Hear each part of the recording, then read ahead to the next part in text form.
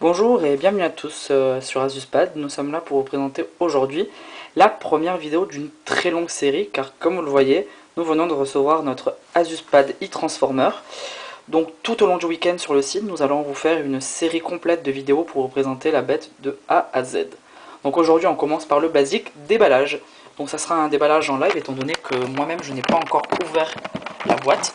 Donc nous découvrirons ça ensemble. Donc vous voyez donc la tablette avec, hop, on va la sortir, les petites indications en bas à droite pour vous indiquer le grand angle de vision de 178 degrés, la batterie qui peut tenir près de 9 heures, le écran multitouch, que c'est sous Android Honeycomb, on reviendra sur tous ces détails. L'arrière avec le logo Asus et la caméra et ce choix de matière un peu alvéolé. Ensuite on a bien évidemment le dock clavier. Donc comme l'avait dit Alex sur le site, on a droit à, je sais pas si vous le voyez, c'est une couleur un peu marron chocolat cuivré, donc vous verrez ça.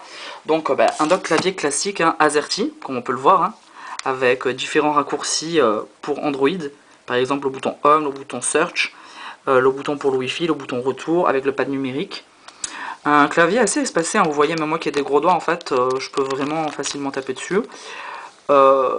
Assez espacé au niveau des touches, quand on voit par exemple mon netbook mon netbook Samsung, excusez-moi, voilà, on voit que c'est assez refermé contrairement aux touches du clavier de l'Asus, voilà, si on les met en comparaison, et on voit que c'est à peu près la même chose.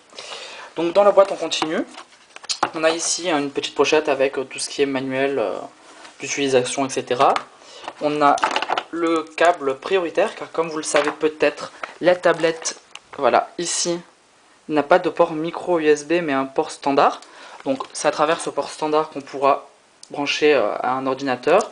Et ça permettra aussi ensuite avec un petit adaptateur ici et ici de le brancher en prise secteur. Donc voilà, on a fait un petit déballage. Donc c'était la première vidéo, ne vous en faites pas mal arrive. Donc on va faire des vidéos pour le test du hardware, du software avec Android Honeycomb. On va faire des vidéos de un peu toutes les applications qu'il y aura, c'est-à-dire les applications musique, Gmail, le calendar. Donc restez connectés sur AsusPad car tout cela arrive dans les prochaines heures. Voilà, merci.